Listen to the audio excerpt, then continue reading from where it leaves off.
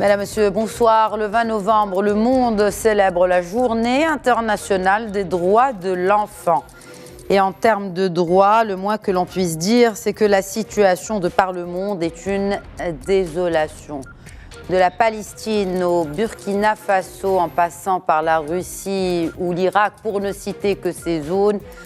Un dernier rapport émanant du secrétariat général de l'ONU sur les enfants et les conflits armés a tout pour vous donner des sueurs froides. Ce rapport est fruit de consultations pour la période allant de janvier à décembre 2022. Donc le rapport ne prend pas en compte ces derniers mois où effectivement les zones de combat ont augmenté de par le monde. Ce rapport porte notamment sur l'évolution de l'impact des conflits armés sur les enfants. Il comporte surtout des informations, des chiffres sur les violations commises à l'encontre des enfants.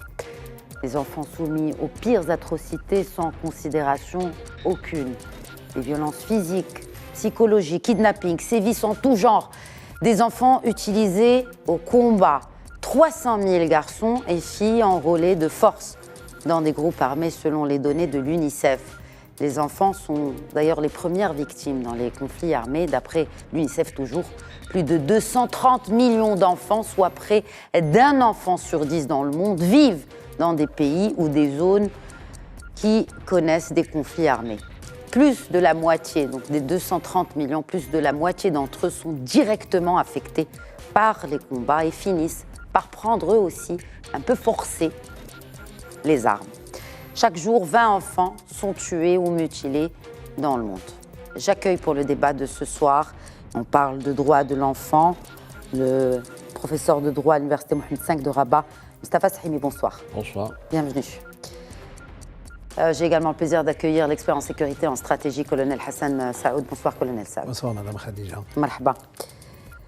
Et un plaisir renouvelé de l'accueillir sur le plateau de questions d'actu, l'expert en relations internationales et géostratégie, Sharqawi Rodani, bonsoir. Bonsoir, Madame Khadija, merci beaucoup pour l'invitation. Merci à vous de répondre à nos questions. République démocratique du Congo, les hostilités ont repris le mois dernier, donc en octobre, entre les forces armées congolaises et le M23. Et c'est dans ce contexte, puisqu'on parle de droits des enfants et des enfants pendant des périodes de guerre, que le Comité international de la Croix-Rouge observe une augmentation grave des recrutements d'enfants soldats dans les régions du Nord et du Sud Kivu. Et justement, pour nous parler de cette situation, j'accueille depuis Bruxelles Henri Nzouzi, expert en géopolitique et directeur du JT diplomatique. Bonsoir Henri Nzouzi et merci de vous joindre à nous depuis Bruxelles. Bonsoir, merci de m'accueillir. Merci à vous de répondre à nos questions et justement, je vous ferai commenter sur les chiffres, notamment en RDC. Mais avant, professeur Mostafa Sahimi, le droit international, donc cette journée internationale des droits de l'enfant, selon le droit international, peut-être un rappel de ces droits de l'enfant en 2023. Il y a un certain nombre d'instruments internationaux qui sont applicables en la matière. Il y a d'abord la Convention de protection des enfants qui condamne donc l'utilisation des enfants à des fins militaires, l'enrôlement, tout ça, etc. C'est une convention de 1949, donc ça fait 72 ans. Autre instrument international, c'est la Charte des droits humains. S'y ajoutent les pactes, les fameux pactes de 1966, pactes sur les droits civils, les pactes politiques et les pactes économiques et sociaux de 1966, c'est la troisième strate. Et puis il y a aussi le statut international le statut de Rome, de la Cour pénale internationale de 2002, notamment son article 3, qui prohibe et qualifie donc de crime de guerre l'utilisation des enfants. Voilà un peu le corpus, les éléments de droit international, et je dis bien droit international, mais aussi droit international humanitaire et aussi toutes les conventions internationales. Donc il y a de quoi sévir, il y a de quoi sanctionner, et c'est important. Je voudrais aussi dire que...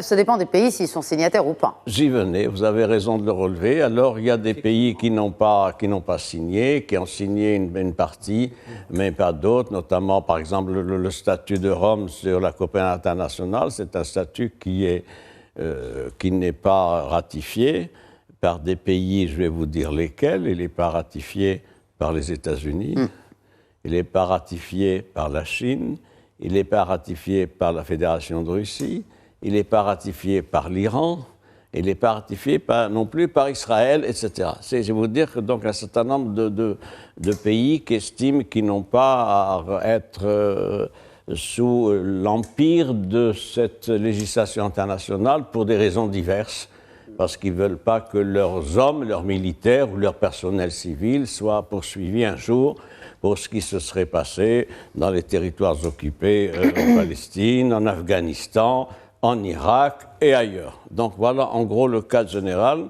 Je vous signale aussi, quand même, il faut le dire, que le Maroc est à jour. Le Maroc est à jour comment ? Les signataires de... Oui, les signataires de ça, et les signataires aussi de la Convention internationale qu'il a ratifié sur le protocole facultatif pour ce qui est des droits des enfants. Vous savez, il y a une Convention internationale qui est un texte de base et on y ajoute, au fur et à mesure d'évolution des situations, ce qu'on appelle un protocole facultatif qui vient donc s'y adjoindre.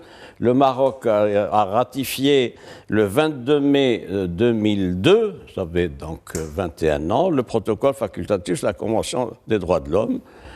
J'y ajoute aussi dans le dispositif marocain, de ce qu'il a dans ses bagages, si je puis dire, pour être crédible. Il y a la création de l'Observatoire des droits de l'enfant, 1995, c'est quand même important. Et il y a aussi une autre adhésion du Maroc, c'est au protocole, ce qu'on appelle le protocole des principes de Vancouver, qui est un texte complémentaire aussi. Et puis le Maroc, qui avait été créé par une résolution de l'Assemblée générale des Nations unies en 1995, et puis il y a évidemment le texte fondamental qui est le nôtre, qui est en vigueur, c'est la nouvelle Constitution de 2011, qui consacre plus d'une vingtaine d'articles, un bloc de droits et libertés, donc notamment pour ce qui est de toute personne physique et donc les enfants. Une précision peut-être pour nos téléspectateurs, que retient le droit international pour dire qu'il y a enfant ou pas enfant? C'est moins de 18 ans. Moins de 18 ans, voilà. Il faut le dire une fois pour toutes. Voilà, vous répondez en dernier à ma question, mais effectivement, merci pour ces détails. Donc cette journée du 20 novembre, surtout dans cette année 2023, elle coïncide quand même avec une année, il faut le dire, où on voit quotidiennement, presque depuis l'avènement déjà de la guerre en Ukraine, colonel Saoud, maintenant la guerre à Gaza, et on le voit avec des milliers d'enfants qui sont tués, on est à près de 5000 enfants tués à Gaza, 7000 blessés. Il ne s'agit pas, parce que quand j'ai interpellé Srimi sur les droits de l'enfant, quand on parle de ces violations commises à l'encontre des enfants, effectivement, certes, ce qu'on voit, ce sont des chiffres. 5000 enfants tués, 7000... Mais ces violences vont, au-delà du fait qu'ils soient blessés ou tués dans les conflits, colonel Saoud. Vous savez, le rapport dont vous avez parlé part de la base de la résolution, la 24-27 de 2018. Exact. Et donc, les droits de l'enfant a été redéfini de manière extensive. Ce n'est pas seulement les enfants qui sont dans un conflit porteurs d'armes qui sont concernés, mais toutes les missions, si vous êtes messager, si vous êtes dans des besognes domestiques, si vous êtes un espion, si vous êtes un bouclier, vous devenez un enfant soldat. Et donc, il est très important. Sauf que vous êtes traité comme victime. On y reviendra peut-être, parce que les Nations Unies considèrent les enfants soldats comme d'abord des victimes. C'est une instrumentalisation des enfants. Absolument, parce qu'ils ont d'abord une abolition du discernement. Tout à fait. Ils ne savent pas faire la différence. Il y a évidemment ce discernement qui n'est pas là, mais il y a aussi des fois la vengeance concernant un parent qui disparaît et tout ça. Donc les enfants sont victimes des conflits. On ne parle pas d'enfants soldats au Danemark. Exact. Vous faites bien de le dire, parce qu'ils se trouvent un peu partout dans le monde, hein, oui, ces enfants soldats. Parce qu'on parle maintenant, vu que vous avez justement ouvert le sujet des enfants soldats, mais en grande majorité, c'est sur le continent africain qui se trouvent ces enfants soldats. Il y en a 300 000 dans le monde, dont 120 000 en Afrique. Mais il y en a en Asie, Et on a maintenant en Europe, et vous avez évoqué la guerre Russie-Ukraine. Donc, on a 4 continents concernés. Avant, c'était circonscrit à deux continents. Et donc, il y a cette extension, parce que les crimes contre l'enfance, les enfants soldats, l'emploi d'enfants dans la guerre, on les appelle maintenant la jeunesse en guerre. Ça, c'est le mot, c'est ce qui est usité dans les Nations Unies. Et donc, il y a beaucoup c'est une augmentation exponentielle dans toutes les rubriques, que ce soit les violences, que ce soit les mutilations, que ce soit les sévices sexuels, que ce soit l'emploi comme bouclier. Vous savez, on en a vu à qui on a posé une bombe dans un marché et qu'on a fait exploser à distance. Et donc, l'enfant est victime de tout ça, mais c'est à l'origine les conflictualités qui existent. Et il se trouve que malheureusement, notre continent est très conflictuel. Et tant que les conflits subsistent, il y aura ces violations des droits de l'enfant, malheureusement. Vous avez parlé justement de ce rapport d'une 50aine de pages en application à la résolution 24-27 de 2018 du Conseil de sécurité. Il y en a eu des résolutions justement qui condamnent les violations. Mais le professeur Sahimi a parlé de sanctions tout à l'heure. Est-ce qu'il y a eu des sanctions qui ont été prises à l'encontre d'un État, par exemple, ou d'une organisation parce qu'il ne s'agit pas que des États, hein, parce que même sur le rapport, c'est précisé qui est le responsable. Est-ce que effectivement c'est une organisation étatique, donc peut-être l'armée d'un pays, ou c'est une organisation comme des organisations séparatistes? Une précision, madame. Oui. Dans le rapport, 50%, c'est les institutions d'État et 50% les organisations non étatiques, dont les entités terroristes. Pardon. Oui, vous faites bien de préciser parce qu'on va y venir. Parce que là, ces organisations terroristes, elles recrutent. Absolument. Elles recrutent. Justement, je voulais vous interpeller sur le cas de l'Afrique de manière générale, avant qu'on fasse un zoom sur la RDC, puisque nous avons avec nous Henri Nzouzi depuis Bruxelles, Cheikh Rabel Dani. Pourquoi aujourd'hui, certes, c'est pas que en Afrique, mais la plus grosse majorité des enfants, donc des enfants dont les droits sont violés, se trouvent en Afrique. Quelles sont les régions qui focalise le plus de violations des droits de l'enfant sur notre continent? Vous me permettez, Madame Khadija, il y a une question qui a été posée par vous, c'est pourquoi la communauté internationale, pourquoi le droit international n'arrive pas à protéger ces enfants alors que nous avons une batterie de mesures, de conventions. On parle de la Convention des Nations Unies relative aux droits de l'enfant, on parle de la Convention facultative des Nations Unies relative aux droits de l'enfant. Il y a des résolutions comme 27-24, comme la résolution 16-12 qui a mis en place tout un système d'évaluation de l'impact des conflits sur les enfants et leur bien-être. C'est tout simplement, il y a des problèmes. Moi, je vais vous citer un exemple. Vous vous souvenez de la visite de Stéphane de Mistura au camp des séquestrés à Polisario, où il y avait une photo qui a circulé même au sein des Nations Unies. Donc, il y a de Mistura avec un enfant soldat du Polisario. On l'a ici. Tout à fait. On a dû peut-on revenir à l'image avec de Mistura, je vous prie? Voilà. On a dû flouter, bien évidemment, par respect, par déontologie, le visage de ces enfants, mais effectivement, on le voit clairement ici, ce n'est pas un photomontage. Il s'agit bien de l'envoyé spécial du secrétaire général de l'ONU en visite dans les camps de la honte avec des enfants masqués, hein, avec les masques, parce qu'on veut bien les protéger de la Covid, parce que c'était pendant la période mésenterie. Cette image, c'est une révélatrice de l'idéologie de l'ONU. Aujourd'hui, tout le monde parle dans les grandes conférences à l'échelle internationale de l'importance et de la nécessité de reformuler ou bien de réorganiser le Conseil de sécurité des Nations Unies. C'est très, très important. Parce qu'aujourd'hui, il y a des résolutions qui n'ont pas été respectées.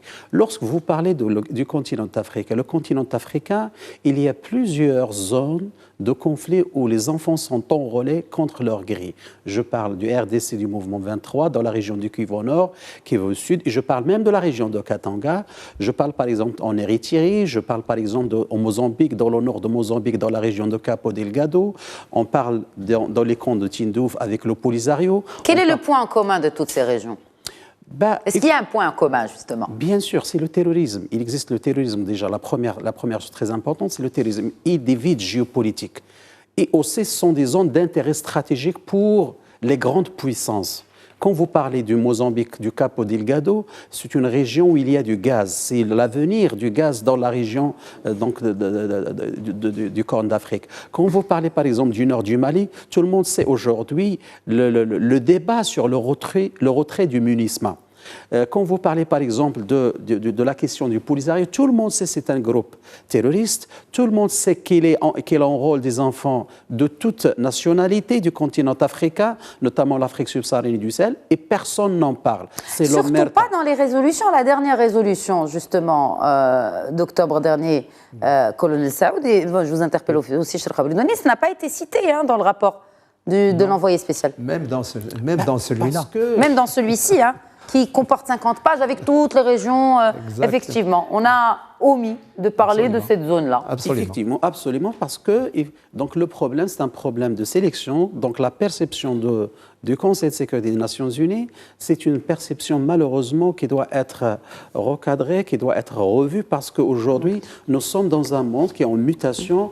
La situation aujourd'hui dans le continent africain, avec les enfants qui sont enrôlés contre leur gré, commence à avoir des impacts vraiment négatifs sur beaucoup de choses. D'ailleurs, avec le couplage qui existe entre le séparatisme, entre le terrorisme, entre même les vides géopolitiques et l'ethnicisme qui existe, qui commence à avoir aussi un impact très très important. Donc je pense que on se dirige vers le chaos total de ce continent africain. Donc c'est pourquoi aujourd'hui, il y a une nécessité que le Conseil de sécurité des Nations Unies respecte ses engagements, respecte ses résolutions, notamment la résolution 1612, notamment la résolution 2714 et notamment aussi toutes les conventions qui font partie du droit international.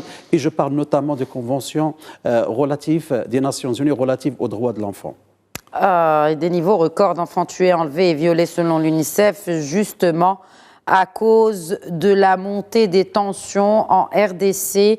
Henri Nzouzi, peut-être un mot, d'abord pour nous mettre dans le contexte de la reprise des tensions sur cette zone et son impact direct sur les enfants.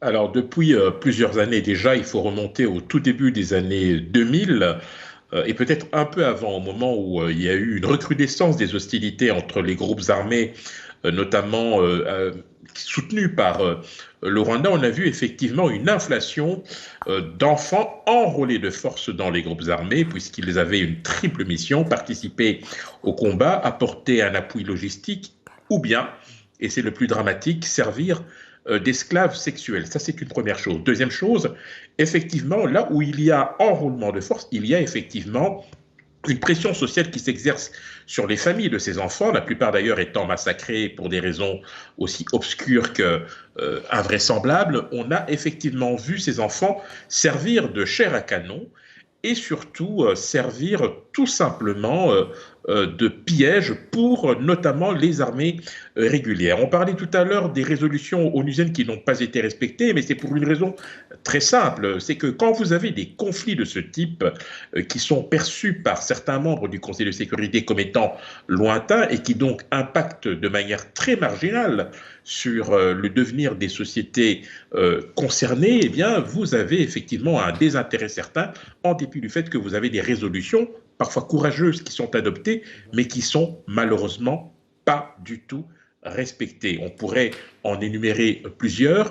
Ce qui nous ramène au problème fondamental, c'est que, en dépit du fait qu'il y a un dispositif, une batterie de mesures destinées à protéger les droits des enfants, eh bien, les enfants restent encore, au même titre que les droits de l'homme, les parents pauvres des Nations Unies. Ce n'est que lorsqu'un conflit a des conséquences qui peuvent impacter sur les sociétés, notamment occidentales, que cela mobilise évidemment l'attention de la communauté internationale. Le conflit à l'heure actuelle dans la bande de Gaza en est une parfaite illustration, avec cette mobilisation pour une trêve humanitaire et par conséquent pour une meilleure protection des enfants, un tel élan qui n'a que trop rarement été observé sur le continent africain, où vous avez effectivement ce phénomène qui perdure. En République démocratique du Congo, il y a de cela une vingtaine d'années, on a mis en place un processus baptisé désarmement, démobilisation, réinsertion, qui avait vocation de récupérer les enfants qui avaient été enrôlés de force pour les réinsérer dans la vie civile. Cela n'a pas été très facile parce qu'il y a de nombreuses résistances qui ont été opposées, et puis surtout les moyens qui ont été alloués à ce dispositif n'ont jamais été à la mesure de cette ambition.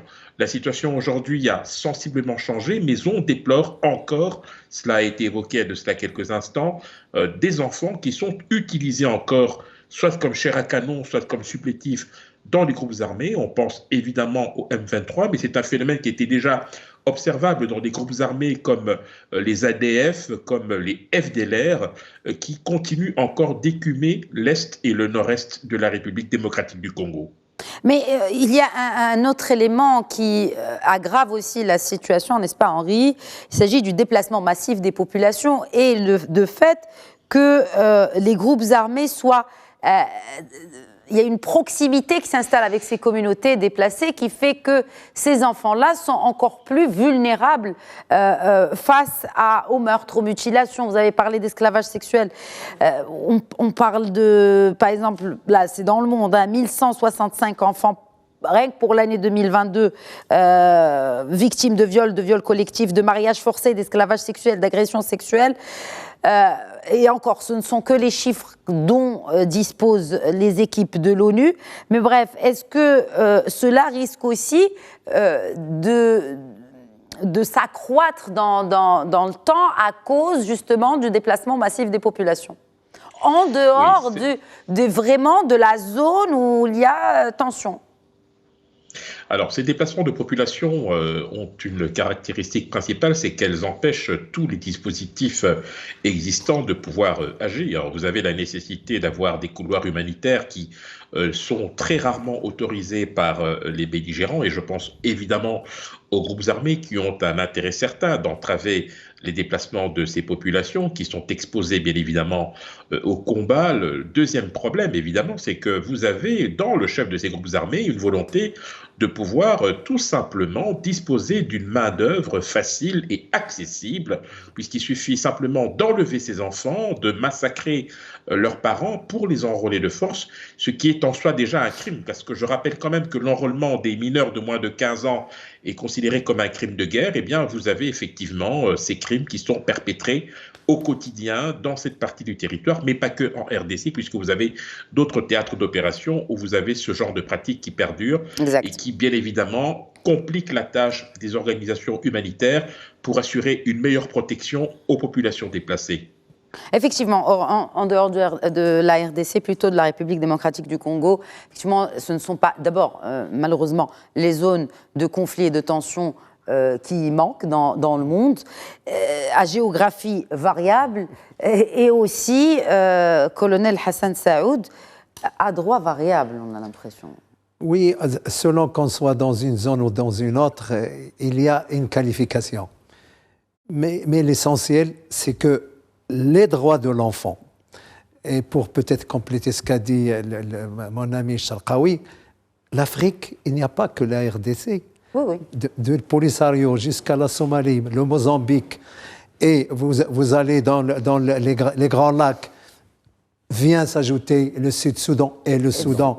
Et donc, vous savez, nous sommes un laboratoire où il faut examiner les droits de l'enfant par rapport au conflit. L'Afrique a ce palmarès négatif, malheureusement. Mais on ne s'insurge pas autant qu'on s'insurge pour les enfants, par exemple, pour la guerre en Ukraine ou ailleurs dans le monde. Vous l'avez dit, c'est à géométrie variable et à géographie variable. C'est ça l'ONU.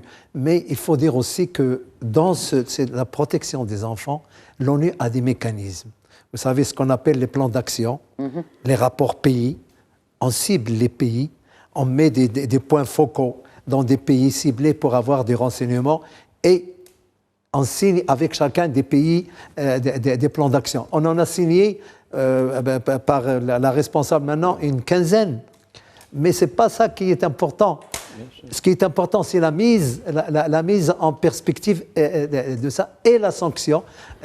Comme mon ami l'a dit, il y a eu des sanctions à l'échelon national, notamment en République démocratique du Congo, où il y a eu des sanctions de perpète pour les seigneurs de la guerre, etc.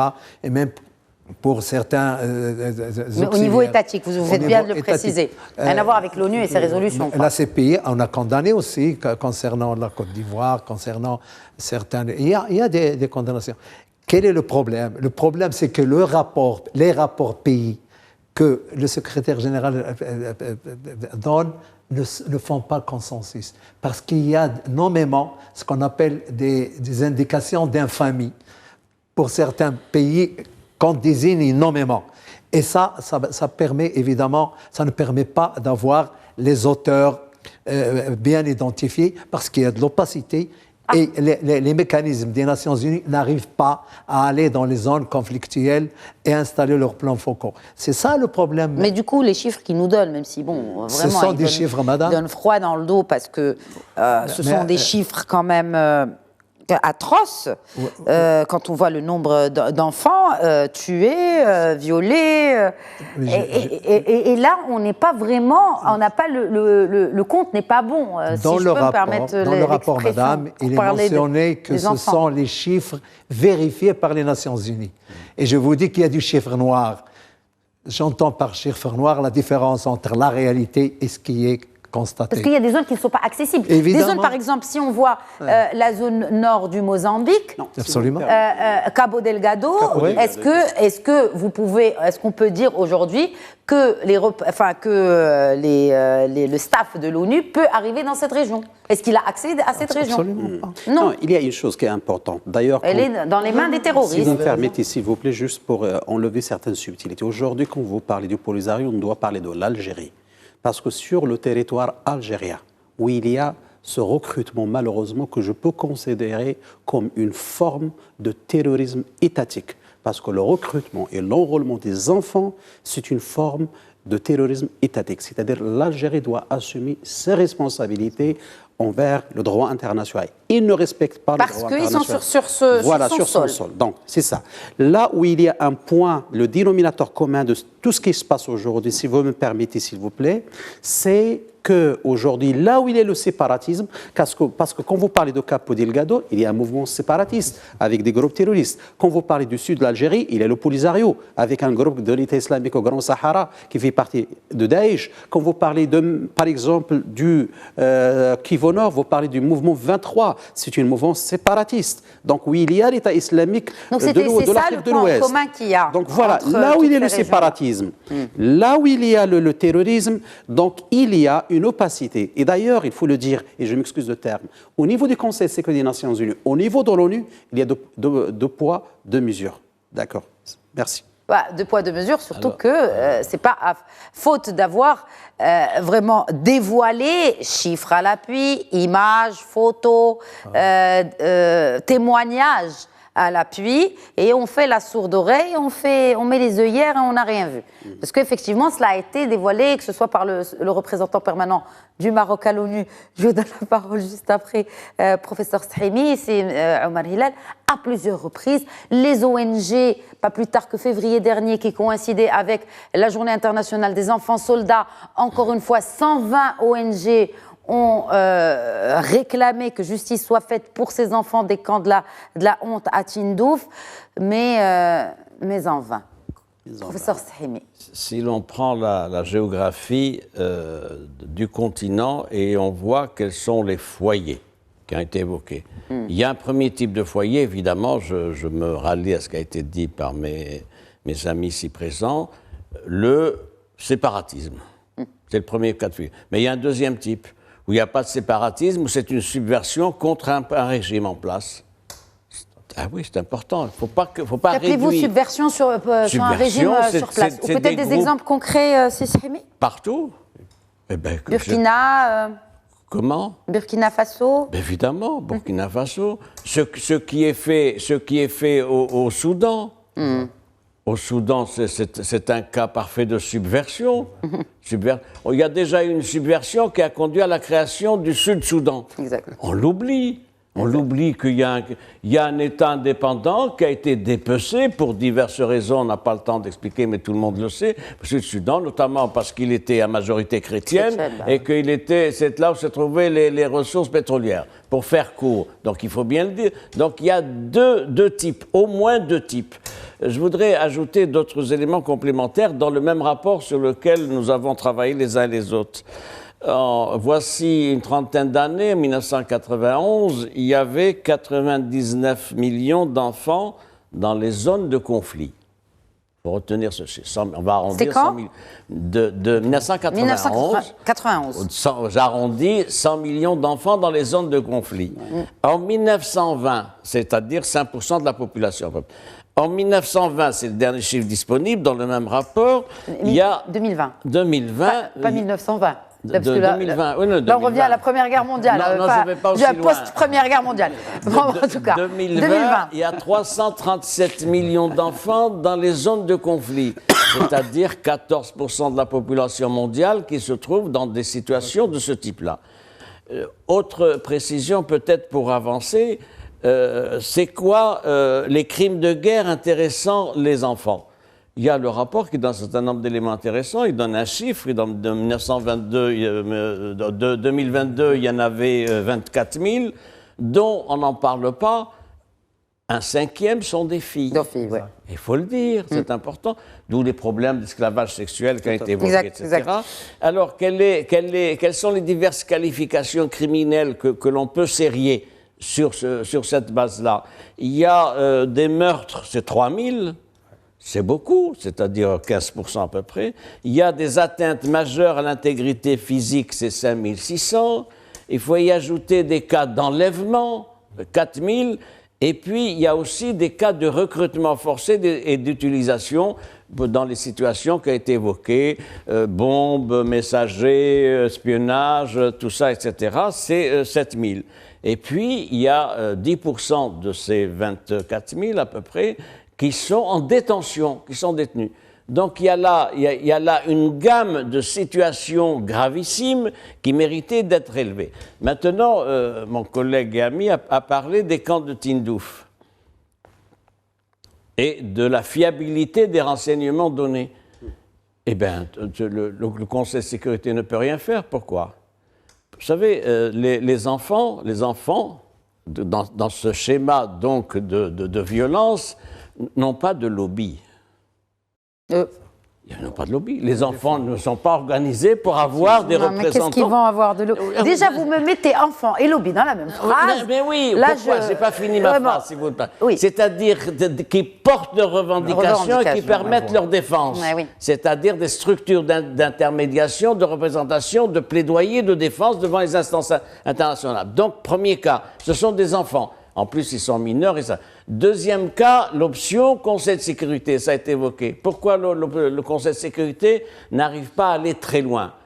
Il faut dire quand même, à la décharge du Conseil de sécurité, qu'il y a un certain nombre d'acquis, des instruments internationaux, des commissions d'enquête, etc.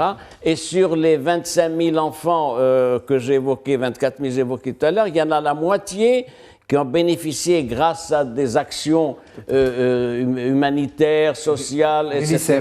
Oui, de l'UNICEF, qui ont bénéficié donc d'une protection et d'une aide à la réintégration. Il faut le dire. Maintenant, c'est insuffisant au niveau du Conseil de sécurité. Pourquoi? Le Conseil de sécurité, c'est un organe exécutif, une haute instance tunisienne, où il y a 5 membres permanents qui ont le droit de veto et 10 membres non permanents. Il faut qu'il y ait accord avant d'arriver au Conseil de sécurité. Le Conseil de sécurité, contrairement à une idée répandue, ne décide pas en tant qu'instance autonome. Il est relié à des pays qui sont membres de cette instance et c'est la résultante des décisions de ces pays qui fait que le Conseil de sécurité décide ou ne décide pas. En l'espèce, le travail qui doit être fait, me semble-t-il, c'est en amont. c'est-à-dire au niveau des 5 membres permanents et au niveau des 10 membres permanents. Il ne faut pas attendre du jour au lendemain, dans une séance du Conseil de sécurité, une réunion, une décision. Le Conseil de sécurité décidera suivant les directives et les politiques des uns et des autres. Maintenant, pour ce qui est des enfants qui sont à Tindouf, 12 enfants soldats, le Conseil de sécurité n'arrive pas à voir ce qui se passe dans le camp de Tindouf. Je vais vous donner un exemple. Ça fait 8 ans que le Conseil de sécurité, dans toutes ses résolutions, demande instamment le recensement des populations qui sont dans les camps de Tindouf. Alors, on n'arrive pas à recenser les populations du fait de l'obstruction de la liste. Comment voulez-vous qu'on puisse recenser les enfants? Mais en revanche, nous avons un certain nombre d'éléments qu'il fait recouper sur la base de travaux, d'enquêtes d'ONG, notamment d'ONG espagnoles, nordiques, etc. Je peux vous donner le chiffre. Il y a une estimation de 4 à 5 000 enfants soldats dans les camps de Tindouf. Et c'est extrêmement important, c'est-à-dire qu'ils sont déscolarisés, ils sont soumis à un endoctrinement et également un endoctrinement religieux. Et oui, on ne le dit pas assez, un régime religieux. Donc il y a là une politique de radicalisation qui structure leurs pensées et qui fait qu'ils sont évidemment ce qui peuvent être potentiellement, c'est-à-dire des relais terroristes, voire des agents terroristes. C'est-à-dire, il faut dire aussi qu'en dehors du credo idéologique, il y a, idéologique ou plutôt religieux, mais il y a aussi le fait d'inséminer ces idées contre l'autre, c'est-à-dire, c'est le séparatisme, c'est l'endoctrinement pur et dur, mais pas que religieux, parce que je voudrais juste faire revenir peut-être au niveau du continent africain, et on parle bien sûr de sanctions de l'ONU. Que fait l'UA? Que fait l'Union africaine, Henri Nzouzi, pour protéger les pupilles de ce continent africain?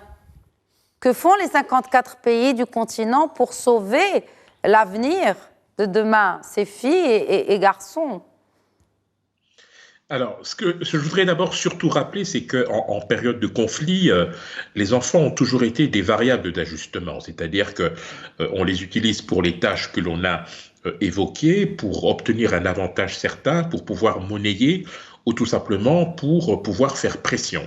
La deuxième chose que je voudrais dire, c'est que depuis un certain nombre d'années, on voit de plus en plus l'organisation panafricaine, en l'occurrence l'Union africaine, sous-traiter la résolution de certains conflits, ce qui est aussi le cas des Nations Unies, par les organisations régionales ou sous-régionales. On a vu, notamment dans des situations comme le Burkina, le Mali, le Niger et la Guinée, tout simplement la CEDEAO monter au créneau. Dans une moindre mesure, on a vu la communauté économique d'Afrique centrale s'impliquer notamment au Tchad, mais également au Gabon récemment. Donc il y a une volonté de pouvoir effectivement externaliser la gestion, la prévention et le règlement des conflits. Le problème, c'est que on a le sentiment en tout cas que l'immobilisme reste de mise, en dehors évidemment de certains principes que l'on essaie de faire respecter, notamment en cas de coup d'État, on suspend la participation des pays concernés et des instances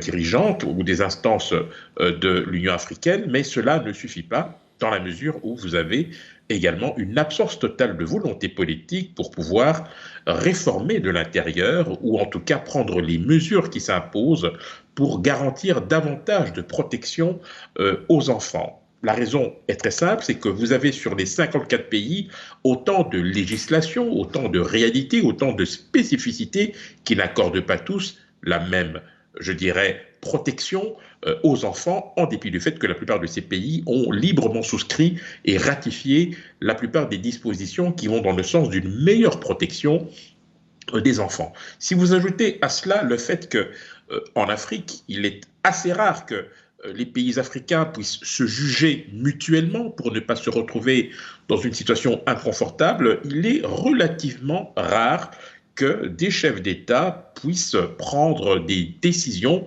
ou des mesures à l'encontre d'un homologue sans que ce dernier ne perde la face ou sans que cela ne pose d'autres problèmes. Et donc, on préfère se murer dans une sorte de confort qui consiste à ne pas agir et à laisser faire les choses en espérant évidemment la main providentielle de la communauté internationale. Et on pense évidemment au Conseil de sécurité qui a largement fait la démonstration de son incapacité à respecter ses propres résolutions.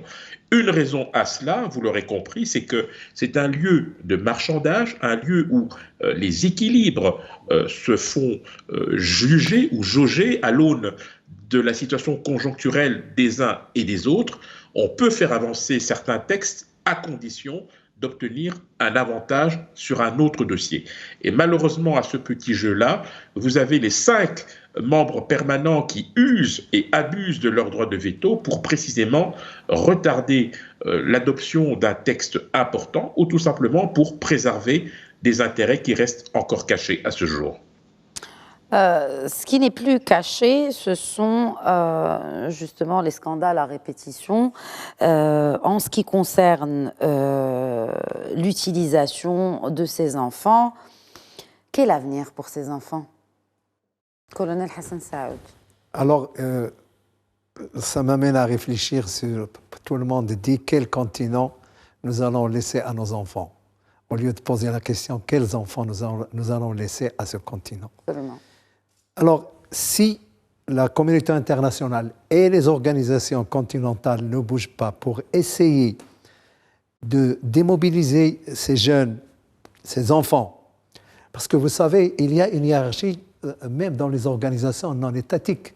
Le garçon de 16 ans, 17 ans, 18 ans, il monte dans la hiérarchie. Et puis à un moment donné, si on n'arrive pas à l'extirper, il devient un seigneur de guerre, il s'installe avec une milice, et il crée sa milice, et voilà. Et oui, mais et on en a vu en Afrique s'émanciper. Et donc, il faut... Pareil pour les groupes terroristes, bien sûr, avec cette mouvance islamiste. Évidemment, ils sont compris. Le processus est général.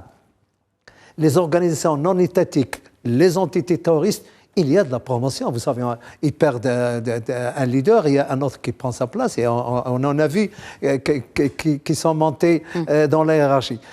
Quel est le problème maintenant? C'est d'abord, même si l'UNICEF fait beaucoup de travail de sensibilisation sur les familles, il y a cette incapacité de désigner les responsables.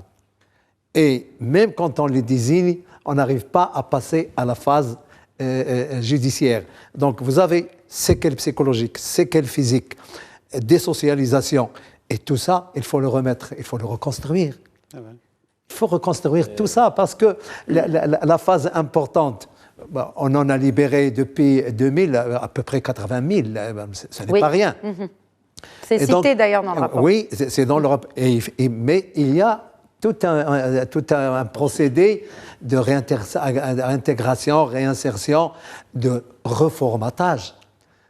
Parce que et puis une surveillance post-réinsertion. Il faut les intégrer il y a eu des tentatives de les intégrer dans les armées nationales. Je pense que ça a comporté des risques.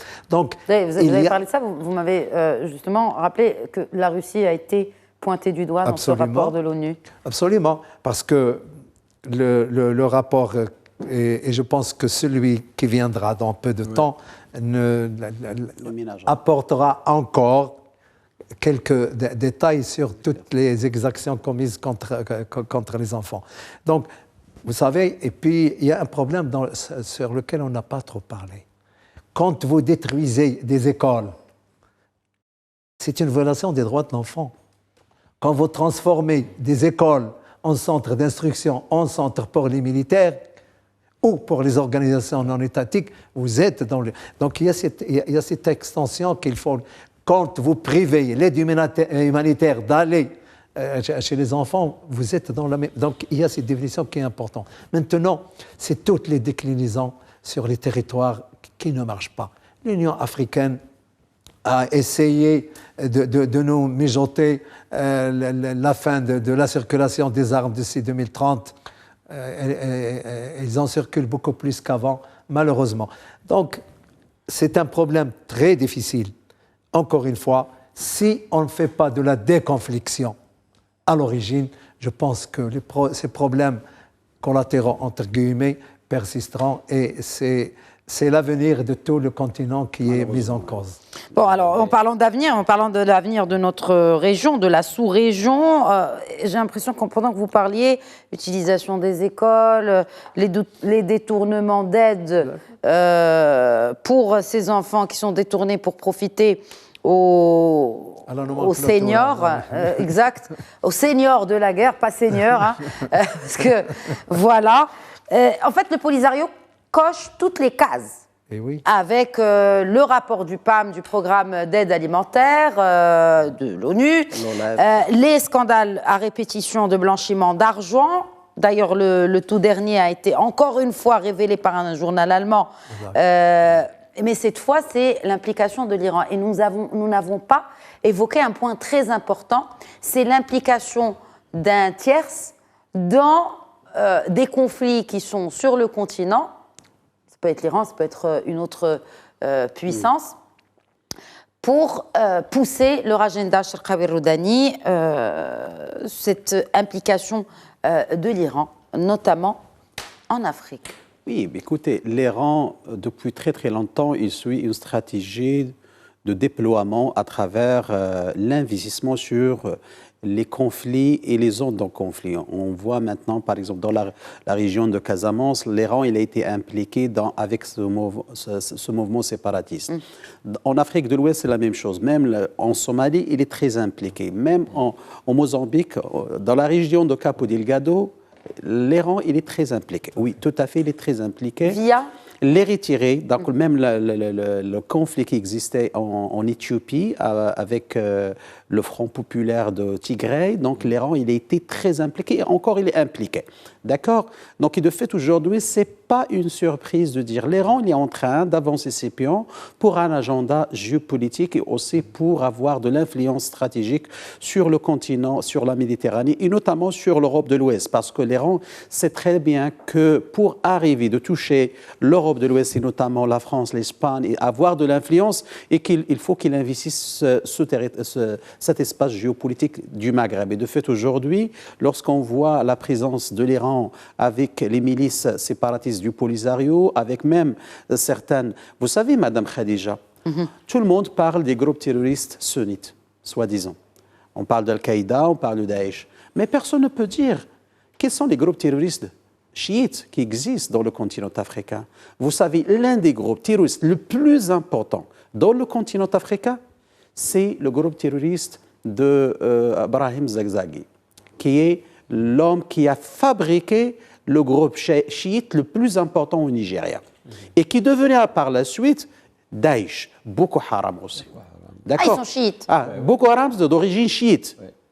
C'est Ibrahim Zakzaki qui a mis tout en place pour ça. Donc, de fait, aujourd'hui, l'Iran, il est en train, dans une stratégie, d'avoir la main sur l'Atlantique, surtout sur le pays afro-atlantique, parce que c'est le domaine maritime qui est très important, c'est la piraterie. D'ailleurs, même un rapport de renseignement des services occidentaux, il a souligné le fait que les pirates aujourd'hui dans le golfe de Guinée, lorsqu'on remonte, on trouve des agents d'une unité qui s'appelle 711, qui fait partie de la révolution de Hezbollah et aussi la révolution de ce qu'on appelle la garde révolution iranienne. Et de fait, aujourd'hui, l'Iran, il est là en Afrique pour semer le chaos, parce que semer le chaos, ça permettra d'avoir son projet géopolitique s'installe. Et d'ailleurs, il faut le dire aussi. Oui, bah c'est les révélations de Die Welt, de cette investigation menée par nos confrères allemands de Die Welt, qui attestent de l'existence d'un projet iranien de déstabilisation de l'Afrique du Nord, en l'occurrence, avec la complicité de l'Algérie. Oui, tout à fait. Et d'ailleurs, tout le monde le sait, Ça vous fait sourire, Mustafa Sahimi? Oui, bon. J'arrête pas de répéter ça, vous le savez.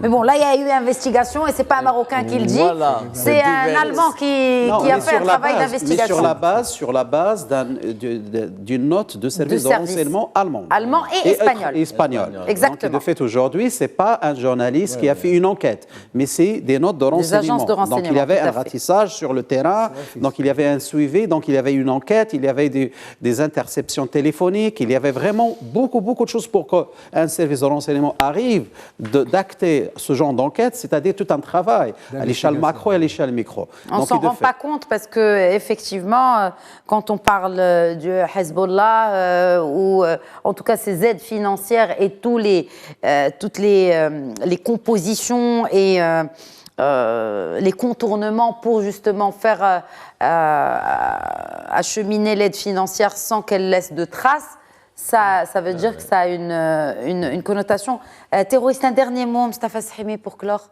Dernier mot, c'est que l'Iran est chiite, Hamas est majoritairement sunnite, il faut le dire, et globalement, il y a un recyclage des réseaux sunnites terroristes en Afrique, précisément par un centre chiite. C'est une alliance opportuniste. Oui, non, mais il faut le dire. Ouais. Ensuite, parce que le Hezbollah, ça se comprend. Ils sont chiites. Ensuite, deux mots pour finir. La question est posée sur les enfants, les perspectives des enfants.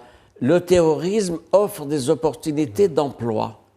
Il faut le dire. C'est le recrutement. Et oui, de recrutement, de gens déclassés, déstructurés, etc. En plus, c'est une économie. Le terrorisme est une économie mafieuse qui est connue, etc. Donc, il faut en tenir compte. Merci beaucoup, Mustafa Sahimi. Et dans son sillage, il y a le trafic de drogue, il ne faut pas oublier, des organisations transnationales qui menacent aussi la sécurité et la stabilité. Et puis qu'on impose aussi à ces enfants, parce que parmi les sévices qu'ils subissent, c'est l'utilisation de drogue en tout genre. Merci en tout cas. Merci messieurs, merci Cheikh Khawiroudani. Je vous en prie. Merci Hassan Saoud, merci à vous également Mustafa Sahimi. Merci à vous. Et merci Henri Nzouzi, merci d'avoir été avec nous. Je vous en prie.